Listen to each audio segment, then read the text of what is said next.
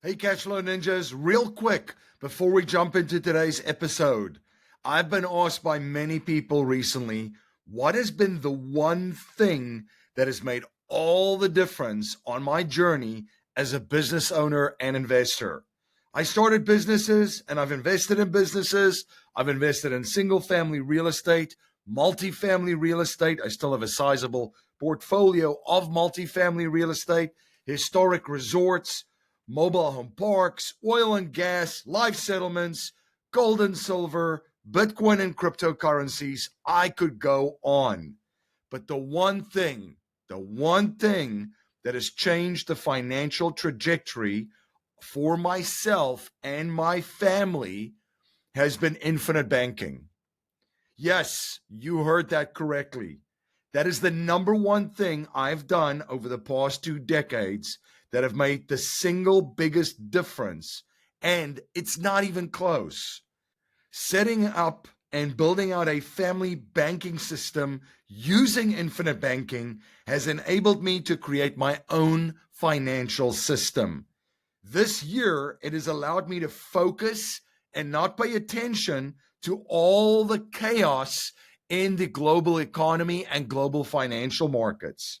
I really don't pay attention to all the noise about tariffs, trade wars, markets violently going down and then going back up, or interest rates skyrocketing and wrecking real estate deals and other alternative investment deals. Do not be beholden to other systems. Create your own system. If you're interested in working with me and my team at Producers Wealth to set up your own banking system or your own business and family banking system, then go to getwealthyforsure.com. That's getwealthyforsure.com. When you go to getwealthyforsure.com, you can request a free copy of my best-selling book, Get Wealthy for Sure. Only pay for shipping. You can also watch all of our presentations and schedule a call to explore infinite banking options with me and my team. You don't have to be powerless amidst the chaos. You too can have a financial strategy that provides certainty, predictability, and clarity. You and your family can also get wealthy for sure. Go to getwealthyforsure.com to start your journey today. The world is going through changes. Changes happening at a speed that we have never seen before. This is leading to disruption, chaos, panic, fear, hysteria, and a turbulent economy and marketplace. How do you protect your wealth in a turbulent world? How do you invest for cash flow in alternative assets to escape the rat race in times of uncertainty? How do you decentralize yourself, your family, your community, your business, and your investments to become sovereign and escape the matrix? If you are looking for strategies, tactics, and techniques to escape the rat race and matrix, you are in the right place. My name is MC Laubscher, and this is Cashflow Ninja.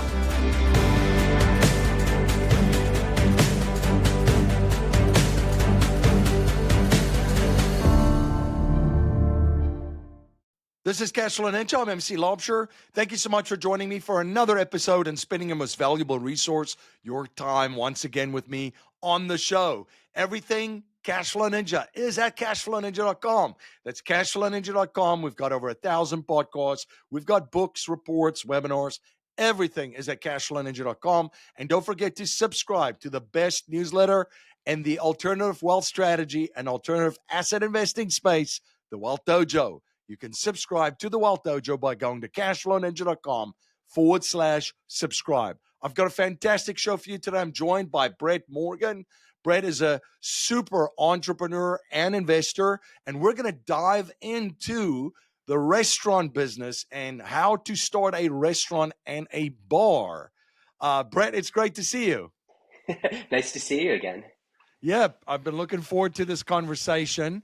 For my listeners and viewers that's not familiar with you and what you get up to, can you please share a little bit about your background and journey with them?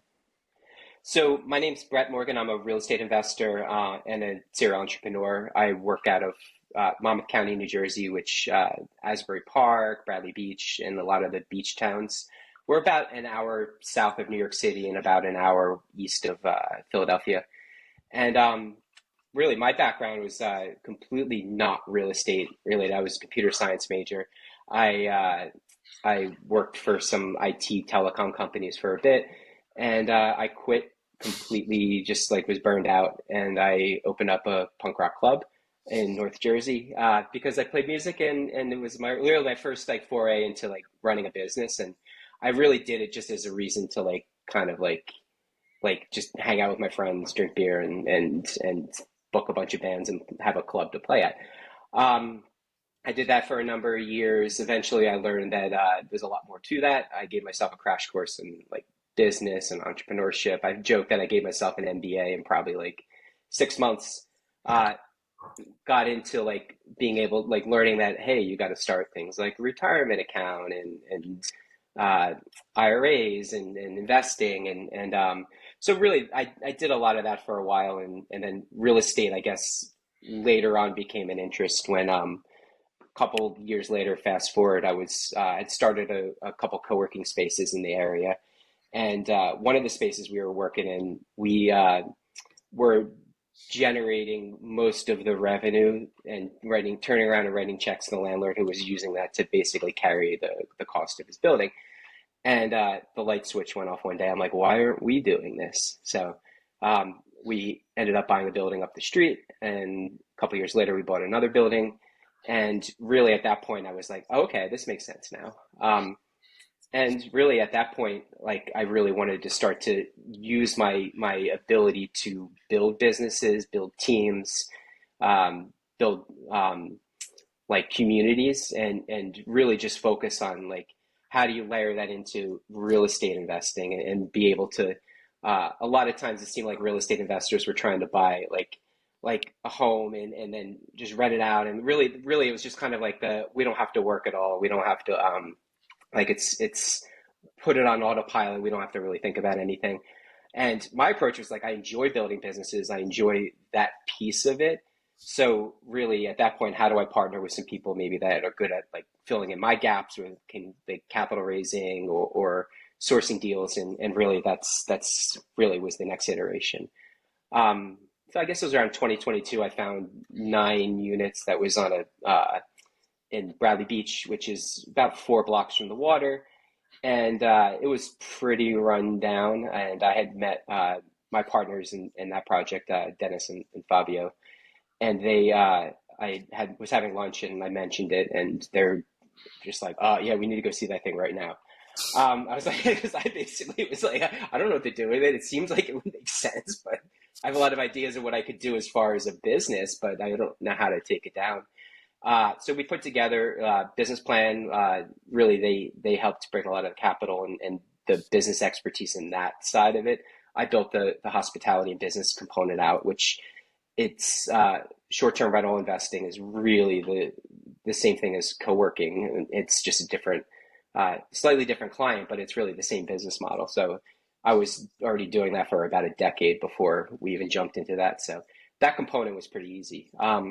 But we got the 9 units renovated, and we're now, I think this is our fourth full season running. And really at this point, we're now trying to branch out into some other like boutique hotels and a lot of these like run down and older owners that are kind of looking for ways to get out of like these little beach town motels, hotels, usually about like 30 to 50 rooms. So yeah, we're working on a couple projects right now where we're hopefully going to start to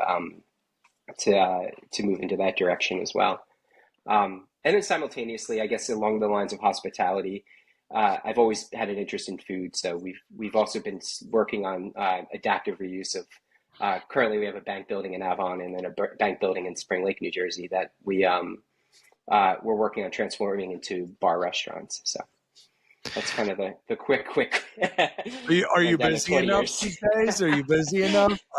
Yeah, Although the three kids, they make sure that I'm not, if there's any time left. So yeah, that's funny. That's funny. Yeah, I mean, a lot of stuff that you're involved with, but I love your approach too of building out teams and finding partners in all of these different projects that complement you, so you can focus on what you're good at. Um, and yeah, I wanted to dive in today into this whole building out a bar or restaurant, because this is mhm. this is a conversation I have not had on this show in, what is it now, 9 years and counting that we've been talking. So I've never talked about it. So I'm excited to learn from you.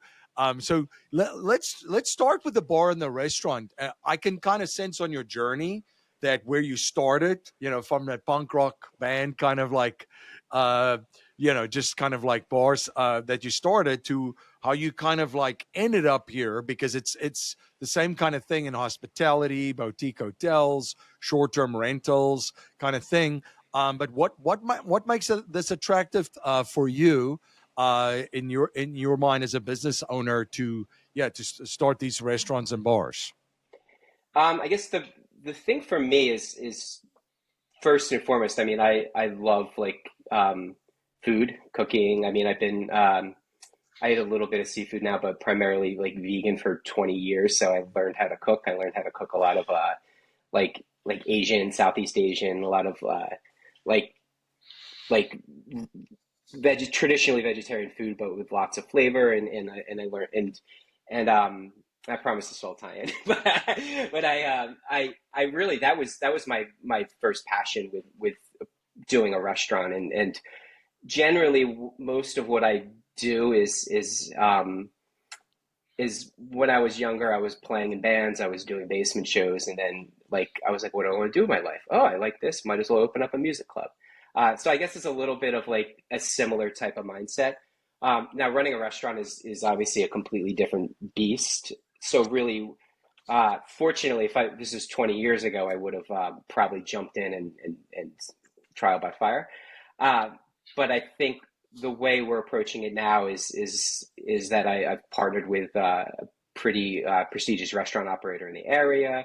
I've partnered with people that can help raise the capital and really do things the right way. So I'm filling in a lot of my knowledge gaps. But I guess what attracted me to it first is really just like passion and being able to like put together like a team to really kind of execute what I think is going to be something that's going to be valuable and well received. So it's a little bit of like chasing my desires to have like food, but also gathering space. I mean, I think these community spaces in these local downtowns are really, it's a like super important to like be able to connect people that way, because in person, I think is something that's going to really you're going to start to see a swing back that way, as far as like an antidote to a lot of the digital everything that's going on. So Yeah, it's going to be like, what do the cool kids call it these days? IRL, in real life. yeah, IRL. Yeah, so we're going to hang out IRL, in real life. You mentioned you had bank buildings, so two locations, two bank buildings. That's kind of cool. Here by me, there's actually a restaurant that is in an old bank. And I mean, like, there's obviously very old buildings in the area that I'm at in Pennsylvania. I'm assuming it's kind of similar. That's a very, very cool idea. Yeah, so a lot of these old banks, I mean, they were built, and I probably know a little too much about these things now, but most of them were built around turn of the century, and they really were community centers. I mean, the one bank that we're looking at in Avon was when I was doing my original research on it. It was funny. They had like the downstairs were for the banking, but upstairs they used to do like like tables set up for the local businesses to come in and solicit their like services or sell their products and stuff. So I think there's always been like this community nature to them, and but just and they're just like gorgeous, like just the architecture in a lot of these old buildings is just like stuff you will never see today. Um, Unfortunately, banks are usually done on most banking is done on a phone now, so you don't need a 7,000 square foot like anchor building in a 2 block downtown strip. So a lot of the times they have sold them off, or they're planning on selling them off. One of the challenges is a lot of times it's easier to just knock them down and put up some like mixed use retail and residential, and really I think one of the reasons why I think we kind of stumbled into something was this whole adaptive reuse, because people don't like want them torn down, but they have to financially make sense. So for the project that we're working on in the first beach town, some friends had brought me that project and asked me about partnering on a bar restaurant concept. So that's where that one kind of developed. And then it's like when you put yourself out there, and suddenly I became known as, oh, you're the guy who adaptively used those bags. And I'm like, do I yet? But then there was an RFP for another municipality, probably like 10 minutes down the road, that said, hey, we have this old bank building. We bought the building. We have a liquor license, and we're issuing an RFP for people to bid on it. And I partnered with another restaurant operator in the area, and we put together the RFP. We won the bid, and now we're able to like move forward with that project. So it's interesting how yeah, it's just like there seems to be an interest in these things. So don't show me that bank over doing something there. So, No, but it is. I think there's a lot of people revitalizing areas, and I mean, like, I think that's the case too in the area that I'm at. What type of restaurant is this? And you mentioned there's a liquor license now. There's something that you're taking over. So tell me a little bit about the business itself, and kind of like your business plan and how you're going to attack this. So the first one we're working on, it's going to be dubbing it as like a micro food hall. So we're going to have a couple different cuisines. So there's probably going to be like an Americana, like an elevated Americana kind of cuisine. Probably some sort of like Southeast Asian, like think like Indonesian, Thai cuisine, and then probably like a seafood cuisine. And really the goal there is it's going to be communal style seating. So it's going to be really just a gathering place for like people to come, and you can bring multiple, like people that are generally just like, oh, what do you want to get tonight? I want this, I want that. And you can bring people in, and really everybody can kind of eat. And really it's where it's located. It's going to be like a hub for the town, and really just serve as like that type of element where people can go for lunch, they can go for dinner, they can go grab a drink after work.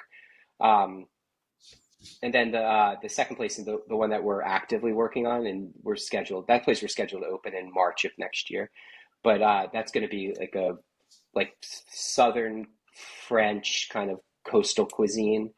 So it's going to be like elevated, like bar food with like a French take on it.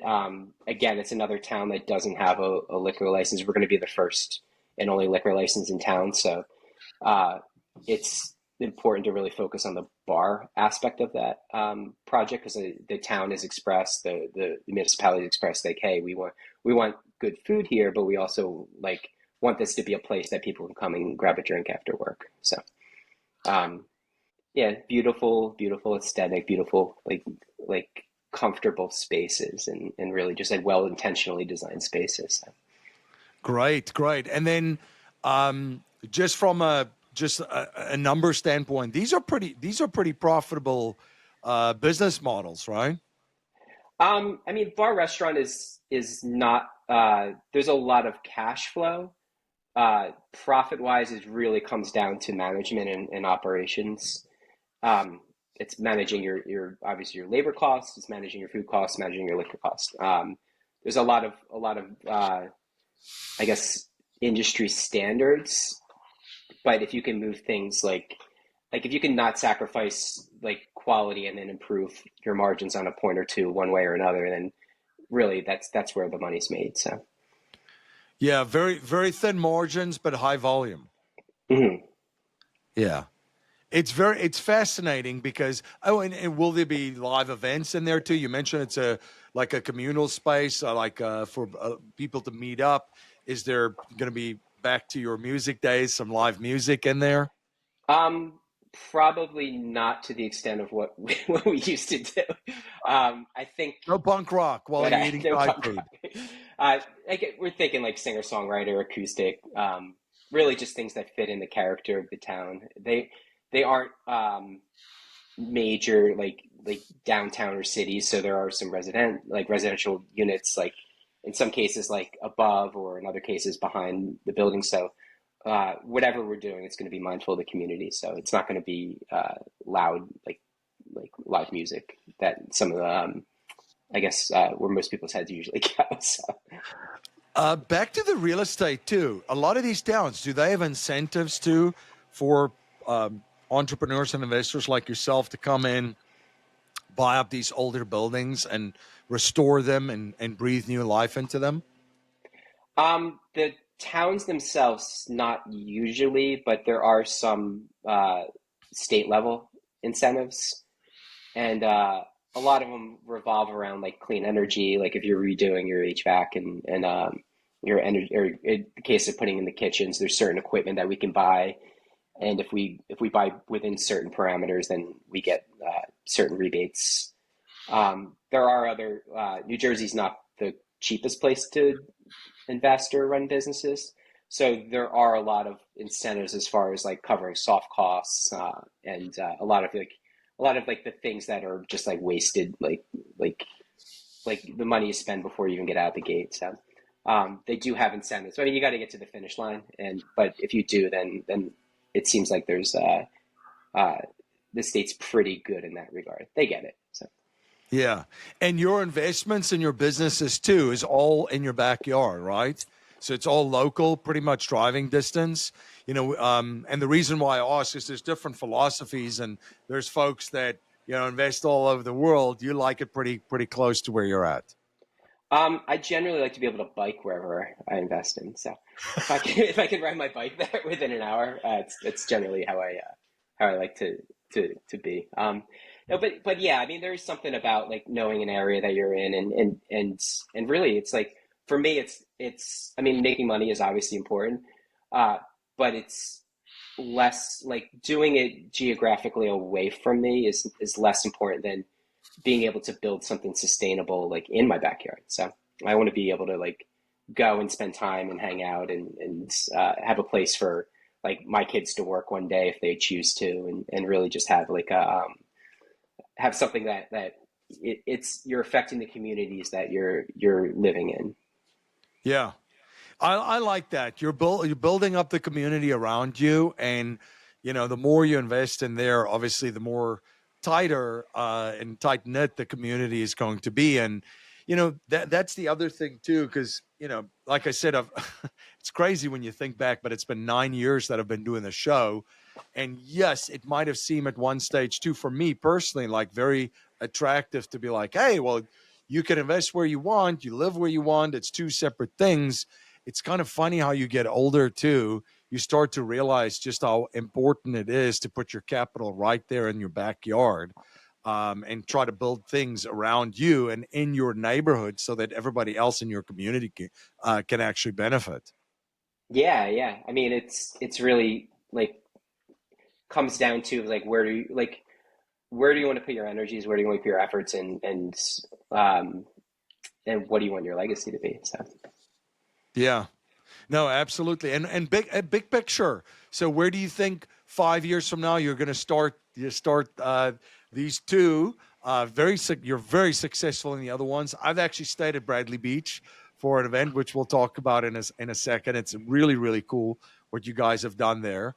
Where do you see this going, and what's kind of like where do you see it yourself, and then this venture? 5 years from now. I mean, I see us alongside of what we've been doing in Bradley Beach with the hospitality play is really like building a portfolio of bar restaurants of like boutique hotels along the Jersey Shore, specifically Monmouth and Ocean County, and really just building something where you get to a point where you start to realize some economies of scale when especially in like food services when say you have a couple of these restaurants operating, then you're able to really just like fine tune the business model, but also like have something that create unique experiences, like whether it's a hospitality somewhere where I'm staying, whether it's somewhere I'm eating, really having like a closed, like almost like a not a completely closed loop, but almost a closed loop of like if you have a couple of these restaurants, a couple of these places to stay, you start to build in a little network of like oh we're gonna go stay in Bradley Beach and we're gonna go eat in Avon, then another night we're gonna go eat over here,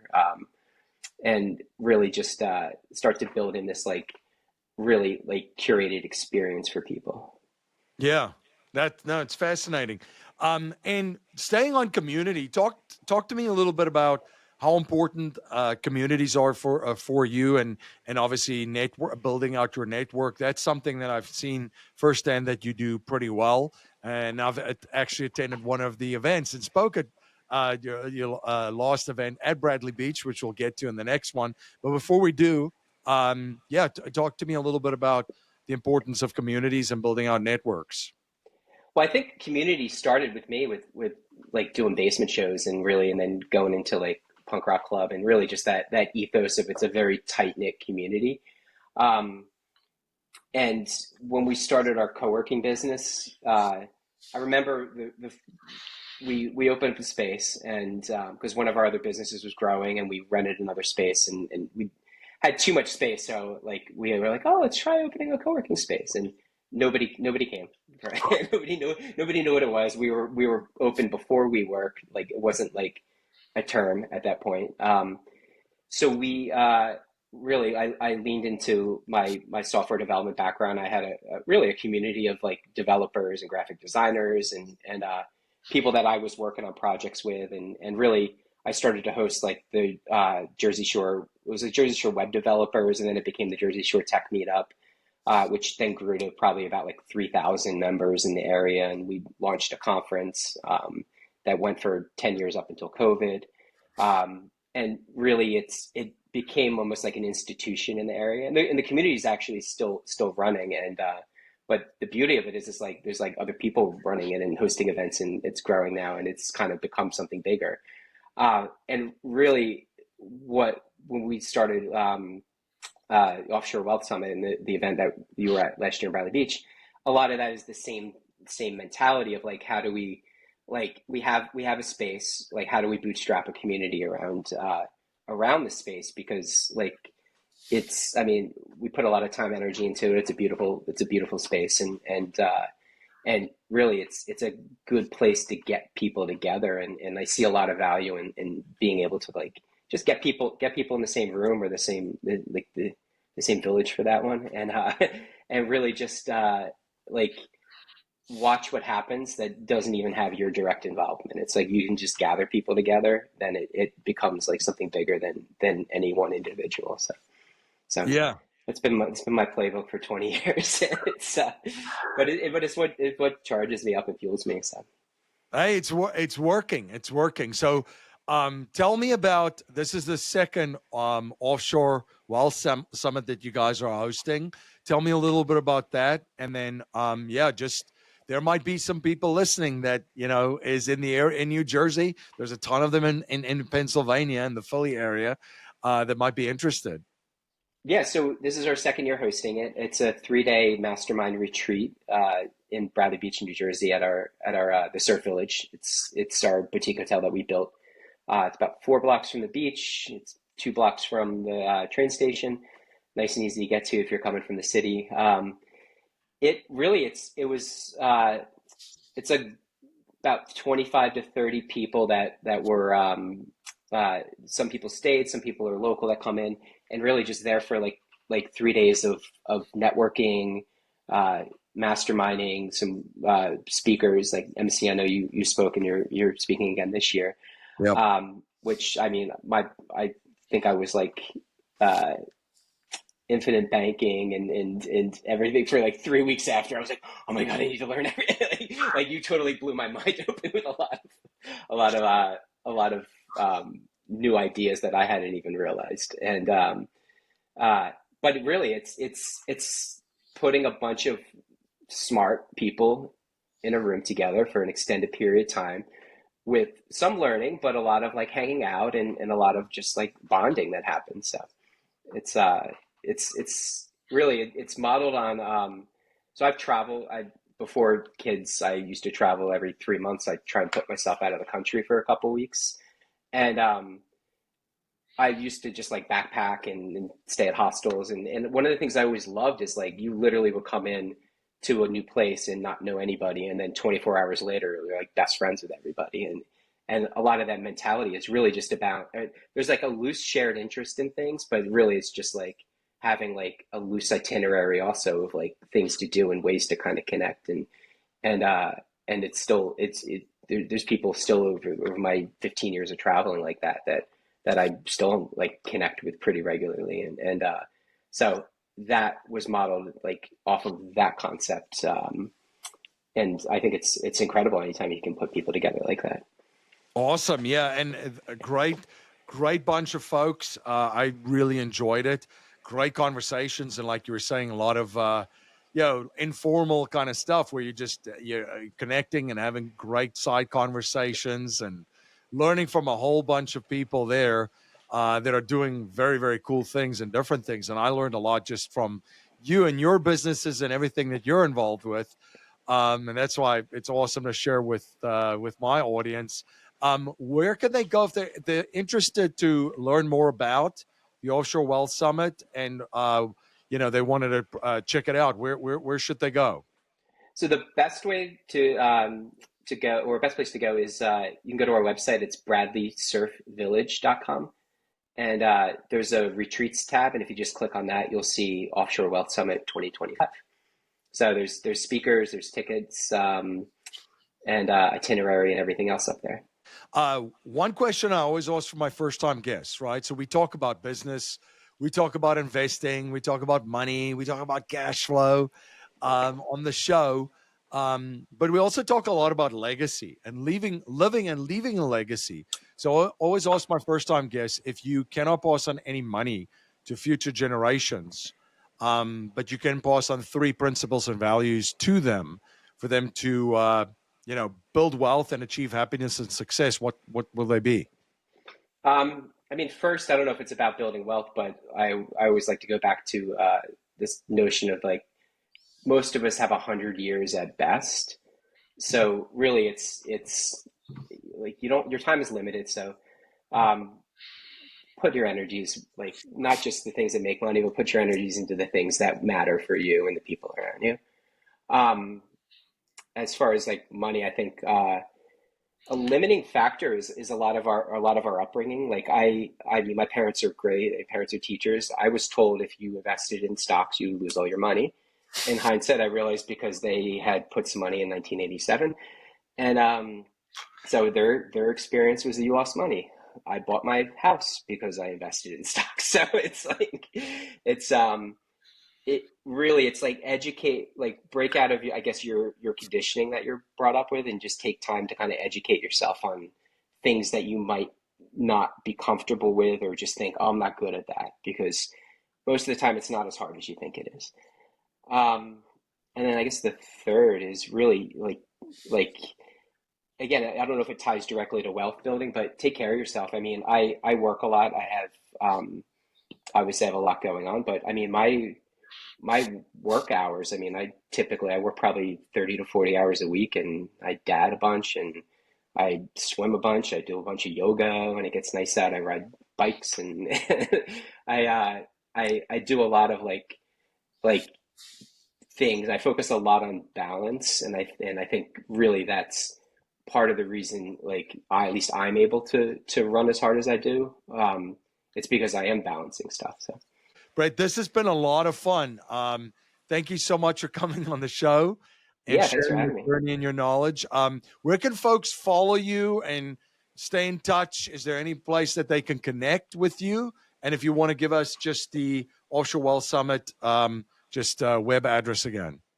So the Offshore Wealth Summit address is just bradleysurfvillage.com, and then just click on the retreats at the top, and you'll see Offshore Wealth Summit for 2025. As far as connecting with me, the best way is bretmorgan.me. That's BRET, one T, MORGAN.me. I do have a newsletter where I write a little bit about some of it's tech and programming stuff, and lately a lot of AI hacking. A lot of it is about lifestyle, real estate investing, and pretty much just whatever's generally going on in my head and my life at that time. So I put everything up there, but I also have a Substack on there. Awesome. Well, thank you so much again. And yeah, for our listeners too, that some of them might see you at Bradley Beach, so at the Offshore Wealth Summit. But thank you so much again, Brad. Yeah, thanks a lot, MC. And thank you to all of my listeners and my viewers for again spending your most valuable resource, your time, once again with me on the show. Everything Cashflow Ninja is at cashflowninja.com. That's cashflowninja.com. We've got over 1,000 podcasts. We've got books. We've got reports, webinars, all at cashflowninja.com. And don't forget to subscribe to the best newsletter in the alternative asset investing space and the alternative wealth strategy space, the Wealth Dojo. You can subscribe to the Wealth Dojo by going to cashflowninja.com/subscribe. Until next time, live infinitely. This presentation is for educational and informational purposes only. The information being presented and considered does not consider your particular financial objectives or situation, and it does not make personalized recommendations. This material is not intended to replace the advice of a qualified tax and legal advisor or other qualified professionals, and you should not use the information in place of a customized consultation with a licensed professional regarding your specific personal financial objectives, situation, and needs. We believe the information provided is reliable, but we do not guarantee its accuracy, timeliness, or completeness.